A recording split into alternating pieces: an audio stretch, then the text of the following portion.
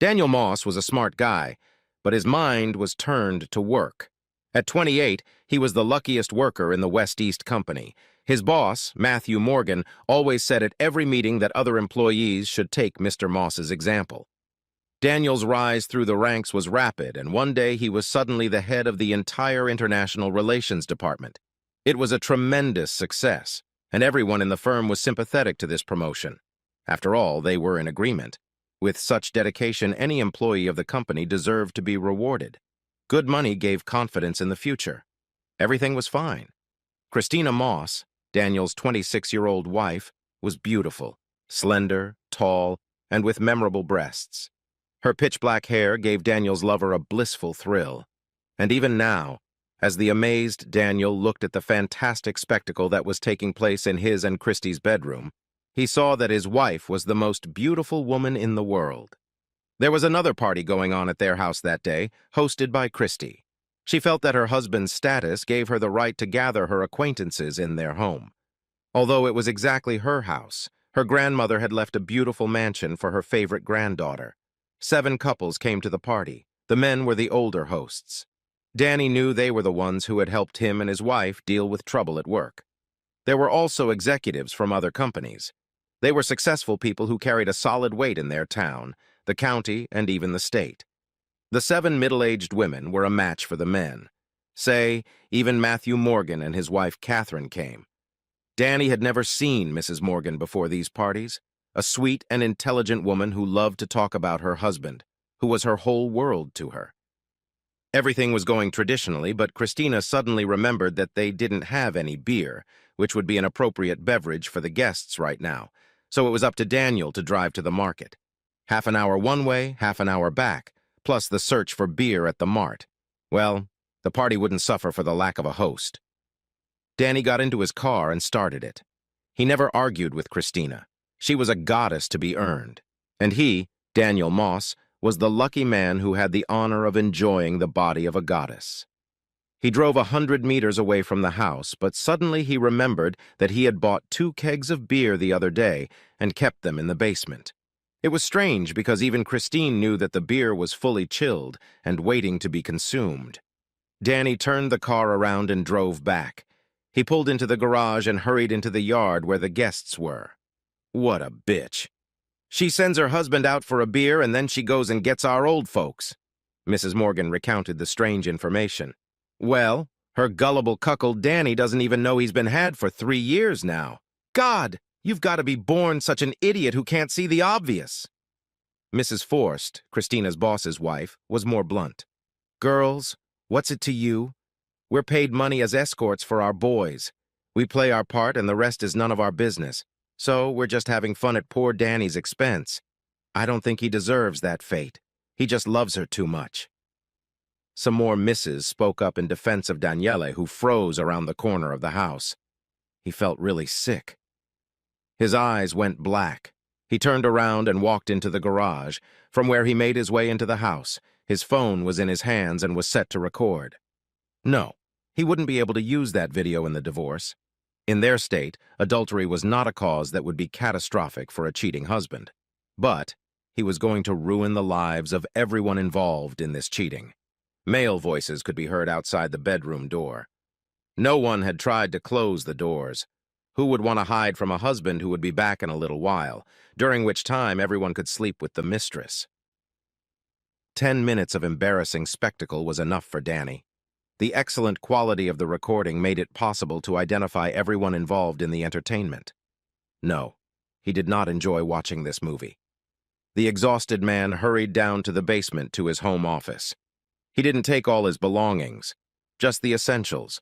His laptop with removable storage, his personal documents, his antique coin collection, even a few $1,000s in cash, which were in the safe. After thinking for a while, Danny took his wife's laptop, too. He wished to know all the secrets of his spouse. Then he quickly went back out to the garage. The car hurried him off in the direction of downtown. But Danny was no longer looking for a beer market. He found a cafe with free internet access. He had time to do an online check of his finances. The sweep of shared accounts went quickly. He and Christina had personal cards. It was from when they first started dating. They were already working in their own companies, and the personal accounts hadn't been canceled. The plan was to do so at the time the baby was conceived. Then Danny turned on his wife's laptop and found a lot of pictures and short videos his wife had sent to 7 men she'd been having fun with for a long time. Yes, Danny, had indeed been cheated on for 3 whole years. But the most frustrating part was how his naivete was being ridiculed. Christy herself had written to her lovers that she weaned her cookie off body access for 2 days after each meeting, which happened regularly on Thursday. Even his appointment as head of the department happened because of Mr. Morgan's participation in the meetings. That's what it means to ascend to the throne through his wife. Danny was angry. He found the 7 addresses of the meeting attendees and sent the real wives of the daddies the necessary videos and a short message telling them that at this hour, the men were at the same address in the suburbs and had a spouse. Present with them are 7 ladies who were introduced as the wives of the mistress of the house's lovers. Danny even informed all of the wives that he was the husband of Christina Moss. Danny turned off his laptop and stowed it in his backpack to his own. He walked out of the cafe and headed for the ATM. A few thousand more in cash ended up in his pockets. Then he drove to the outskirts of town, to the highway that led west. He stopped near a roadside cafe and got out of the saloon. The man took one last look at the car he was used to and walked toward the highway where the trucks were traveling. The lovely party was in full swing. Christina was enjoying the euphoria that was left after the crazy sex. It felt so good. Her 7 experienced lovers knew how to pleasure her. Yes, there was a small moment that spoiled the whole picture. She had tricked her husband again today and had a crazy session of fun in his bed with men who were more like her father. It had happened 3 years ago. She was Mr. Robert Forst's secretary at the time, and during a meeting between her boss and a comrade, she was first persuaded to perform a sexual favor for 2 men. There was even paid a good amount of money.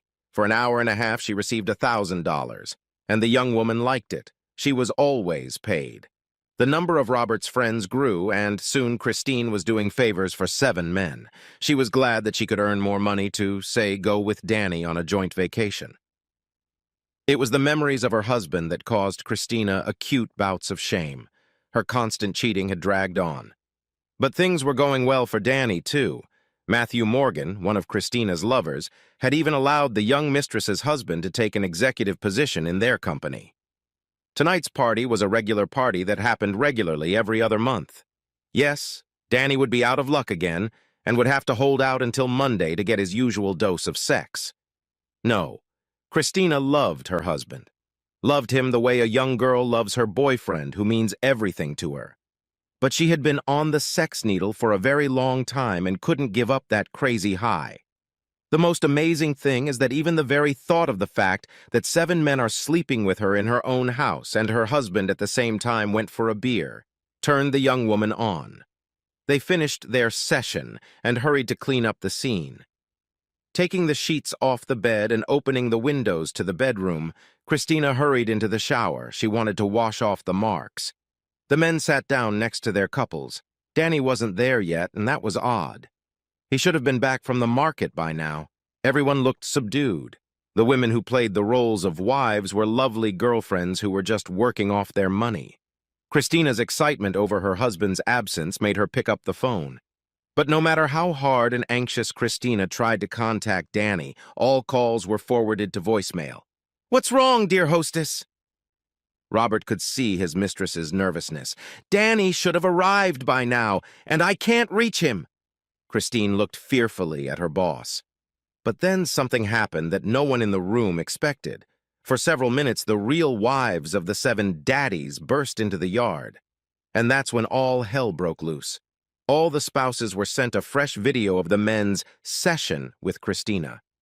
Ladies from the escort just tried to hide from the anger of furious women who saw for themselves meeting for golf of their husbands. The scandal was heard by all of Christina's neighbors, and they called the police, who arrived to calm the vacationers down. And then poor Christina's parents arrived. It turns out Danny had sent them the video too. Everything was worse than ever. It seemed to Christina that the world was coming to an end. As it turned out later, all the men had lost most of their money and property through cheating, Through prenuptial agreements, their wives had sued for everything they could in their divorces. It had become a disaster, and no one understood why Danny saw something he wasn't allowed to see.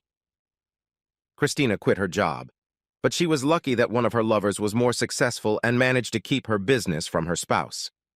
That's where Christina was hired, taken to eventually start the sessions again.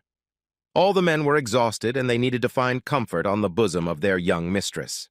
Life went on again, but soon had to cancel all the sessions and meetings. As it turned out, Christina was pregnant, and since the lovers never used condoms, the suspicions fell on them. Although, as the doctor's examination showed, the pregnancy had started, presumably in the period before or during the last party. Yes, Danny could be the father of the child, but the husband himself simply disappeared in an unknown direction. His car was found in the parking lot of a drive-through cafe, but there was no more phone, account, or mail service. There was one strange thread that simply disappeared as soon as it was willing to be untangled by the police who were looking for the missing Daniel Moss. A bank card in Danny's name had transferred about $90,000 to a hospital account in another state. They never had anything reassuring to say there, though. Someone needed plastic surgery, which was performed on a now unknown patient. And most surprisingly, the hospital files on that patient were hacked, and all information on John Doe was destroyed. Christina herself took what happened as punishment for cheating.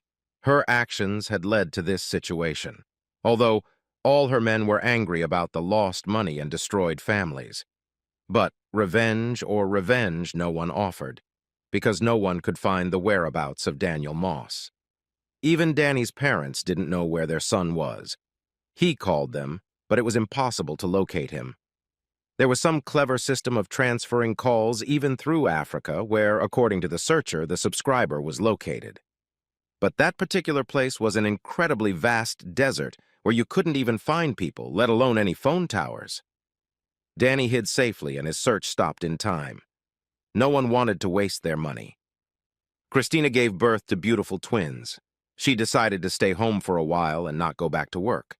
And that led to the breakup of their love 8. The men went into retirement, and their heirs were more prudent and did not find the former mistress of former bosses a coveted trophy. For Christina, it was the best way to keep herself busy.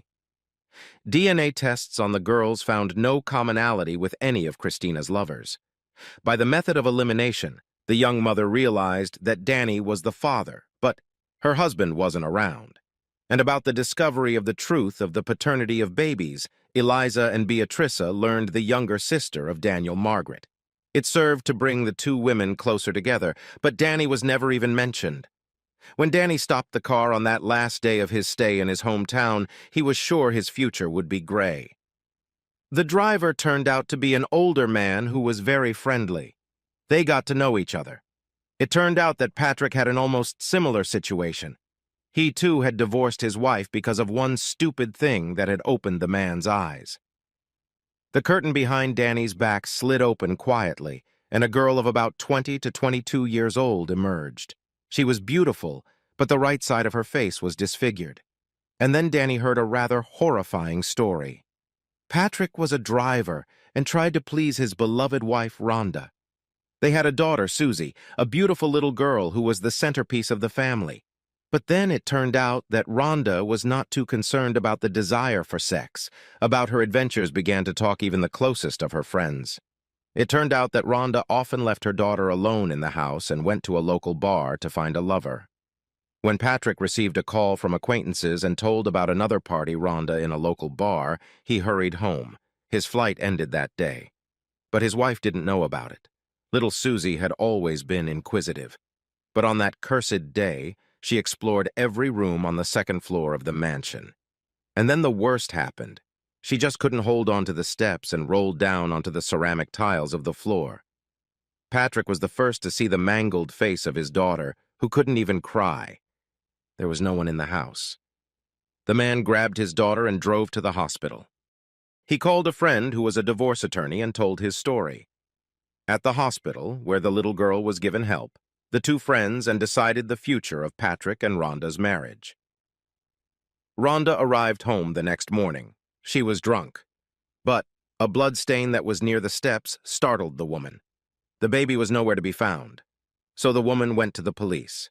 And then it was learned that she had put her daughter in mortal danger and was to blame for Susie's facial injuries. The husband, who arrived early, wouldn't even talk to his wife. Rhonda was forbidden to go near the house where Patrick and Susie lived. Any visits with her daughter were not even mentioned. The judge felt the woman was a danger to her daughter. Custody of Susie was given to Patrick, who was trying to survive in this cruel world. Rhonda's parents wanted to reconcile the former spouses, but Patrick refused to even talk to the woman who, for the sake of casual sex, left her daughter alone in the house. Father and daughter learned to survive in this world. All the money went to small plastic surgeries, but, for a greater effect, needed a lot of money. In time, the girl came to terms with her ugliness. She realized that her father was doing everything to make her comfortable in this life. When Susie graduated from high school, she refused to go to college, even though she was quite good at computers. She became her father's partner in the automobile business. They sold the old house and lived most of the time in the automobile, although they did have a small one-bedroom apartment in their hometown. With her mom, the girl never reconciled, although Rhonda herself for a while did not consider herself guilty of the disaster. Only years later, the woman was able to come to her senses, but the daughter refused to communicate with her mother, who didn't need her in her distant childhood years. Yes, I thought my case was the worst. But you know, your life is even unpleasant. Danny looked at the girl and tried to understand how she might have felt on that distant, tragic day. Yeah, I'm used to it. The girl spoke to him for the first time. Her voice was incredibly beautiful. Used to it? You know, how much money do you need to do a full recovery course? Danny suddenly decided that he should do something nice for these people. Well, we already have 100,000. 75 more and my little girl will have her beauty back. She's already the most beautiful girl in the world. I'll do anything to make her the same as before. Patrick was excited. He was reliving the past pain again. This young man had made him tell a terrible story. But the guy had been hurt too, right? 75. I have that money, and I can be found by it. I can transfer the amount to the hospital, and you'll pay for the operation and the stay in the ward. Let's say tomorrow morning we find a cafe with internet, and I'll make the transfer. May your daughter, Mr. Patrick, soon get her lost past back. And I don't care if I can be found by the transfer. I'll just go to some backwoods place where no one will find me. Danny looked at the surprised father and daughter. But, Danielle, you don't know us! Patrick was shocked. Oh, forget it. I just want to do something I think is right at the moment. Danny smiled. I'll help you hide, Mr. Daniel. Susie didn't hide her tears. I'll be able to hack into the hospital server, and no one will ever know about us. Yes, that's what happened. After transferring the entire amount to the hospital account, the girl was put in a room and began preparations for surgery. In the meantime, Danny settled in Patrick's apartment. The man even helped the guy to find a job in a small company. A month and a half later, Susie came home from the hospital. Her face was fixed. She was happy, and the culprit of her happiness was a man who had just decided to help them. Christina filed for divorce a year and a half after that party, and their marriage ended. That's what Danny's sister told her. It was with Susie's return from the hospital that the two young people began to get closer. Danny insisted that the girl went to school, and Susie received the long-awaited diploma of a specialist in computer technology. After the final divorce of the young man, the girl herself insisted on the beginning of the relationship. She owed almost everything to her savior, and now wished to do everything necessary to make Danny feel happy. They got married 3 months after receiving Daniel's divorce papers. It was on their wedding day that the excited girl confessed that she was a little pregnant. This event caused even more happiness for Danny himself. And Patrick was over the moon with joy. The young family settled in a cozy house, and a frequent guest in it was the happy future grandfather. One Sunday, there was a knock on their door. Danny opened the door himself.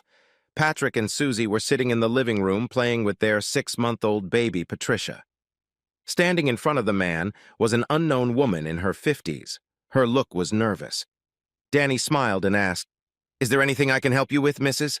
Well, I think I have a favor to ask of you. My name is Rhonda, and I'm the mother of your wife." The woman was worried. She realized that this young man was already familiar with all the horrible history of the past.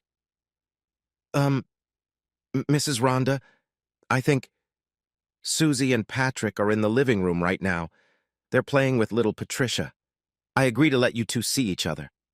But I don't know how they're going to react to you seeing them. So, let me be the first to tell them about you. Danny allowed the woman to enter the house. She obediently sat down in the offered chair, and Danny went into the living room. You know, we have a guest. Just know I don't want to kick her out. But I think you could at least manage not to try to kill her. Danny was worried. Is my mom here? Susie looked at her husband anxiously. I dreamed about her today. Daddy, let her come in.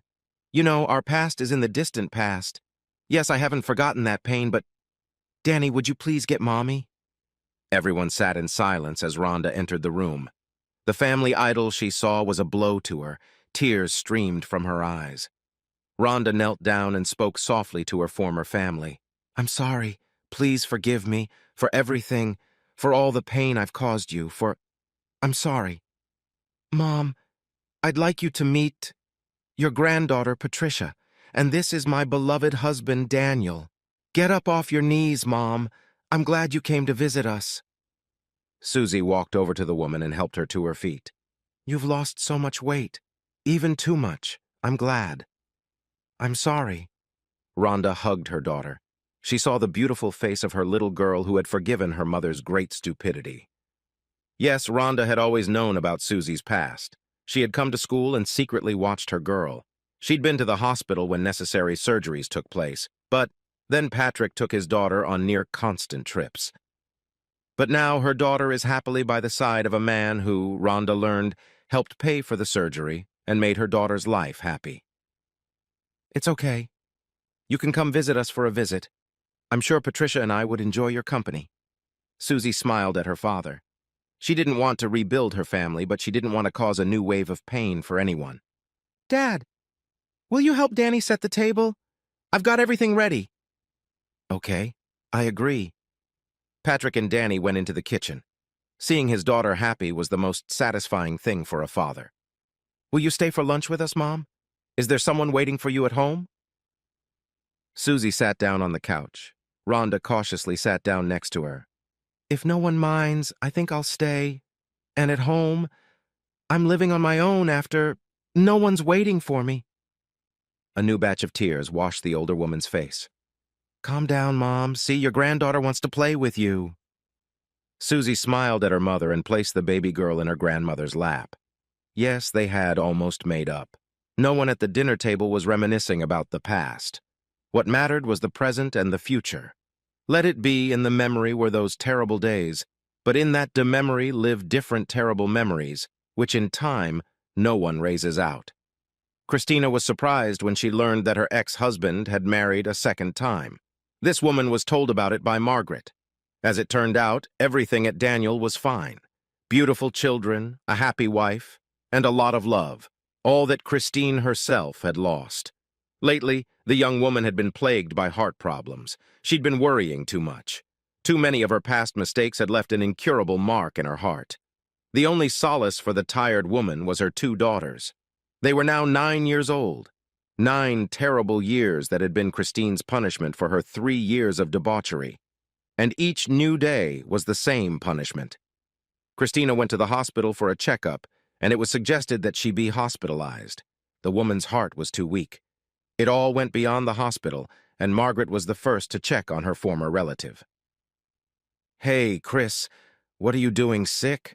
I took your girls back to my place, but you stay here and heal. They need you. You know, Marge, I have a favor to ask of you. Let Daniel know that I'm in the hospital and his daughter. I've already signed the relinquishment papers and authorized the adoption. He'll be the sole custodian. I don't know how much longer I will last, but I want the girls to be happy, Christina cried. Chris, stop it. You're going to get out of here and enjoy the girls' successes. Margaret was worried. Christina didn't look well. Oh, and the doctor's prognosis wasn't favorable. Yes, but I want the girls to have a father. I won't be able to give them the happiness they deserve. I've already transferred all my savings to them, just like my insurance is on both of them too. I guess if I can't, well, then they'll have a normal future." Christina suddenly felt calm. Margaret had called Daniel. He already knew that the girls were his biological daughters. After conferring with his wife, Daniel drove to his hometown, where he got Margaret's paperwork on the children. That afternoon, 4 visitors entered Christina's room. "Hi, Christy. How are you?" Danny looked at his ex-wife with a strange concern. "Hi, Danny. As you can see, everything around here is beeping and keeping me awake," Christina joked. Yes, she missed talking to her ex-husband. "Mommy and Daddy is taking us to his place. You're coming to visit us later, right?" Beatrice smiled demurely. "Yes, dear. Mommy will come. Later. But you behave yourself there. I'll be ashamed to know you've been rude." Christina was talking to her daughters, but her eyes were studying her ex-husband. "You and Aunt Marge go get yourself something from the machine in the hallway. We need to talk to your daddy." As the doors closed behind the girls and Margaret, Christina was the first to break the silence. "I'm sorry, Danny. I guess I don't need to tell you how stupid I've been. Look after them. If everything goes well with me, I'll come and check on them. Of course, if you'll let me." "What do the doctors say?" Danny tried not to show excitement. He would never have believed that the cheerful Christina could look so haggard. "Well, they promise. They know how to promise, and I believe them. You know, I'm asking you to forgive me. It'll make me feel better. It'll just make me feel better." Christina looked straight into Daniel's eyes. "You know, my Susie taught me to forgive and to look forward to the future. I honestly and sincerely forgive you. I forgave you a long time ago, Christy. And I'll look after the girls. They'll need time to realize that I'm their father. They already have a sister, Patricia, and a brother, Mark. I think I'll do everything I can to make them happy. But you have to promise me that you'll come and see them. They're gonna need your support. You hear me? Promise to come." Danny was determined. He really had become a real man in these 9 years. "Yes, I'll come. I'll need to see them often. But you be the best father to them, too." Christina didn't hide her tears. Daniel's arrival with his 2 daughters was greeted with enthusiasm. The entire Moss family was excited to have new girls in their home. Even Rhonda called the twins granddaughters. And Patrick was simply overwhelmed by the sight of them. He called Susie's 2 children the most beautiful, and the 2 new daughters were the same. No, Patrick and Rhonda didn't move in together. Too much of the past reminded them of the pain they had endured. But as parents, they had begun to make up beautifully, successfully playing the role of grandparents to the younger members of their family. And, as Susie suspected, her parents seemed to have become such friends with special favors for each other. But they just spent time together sometimes. Rhonda hadn't tried to move into Patrick's apartment for permanent residence, though. Just sex and no commitment. Especially since, if they were honest, they never dated anyone else after the divorce. The fault was the bad memories that ruined any relationship. Christine, to everyone's dismay, never came to see her daughters. She died in the hospital a few days after Danny had informed her that he had long forgiven her for cheating on him.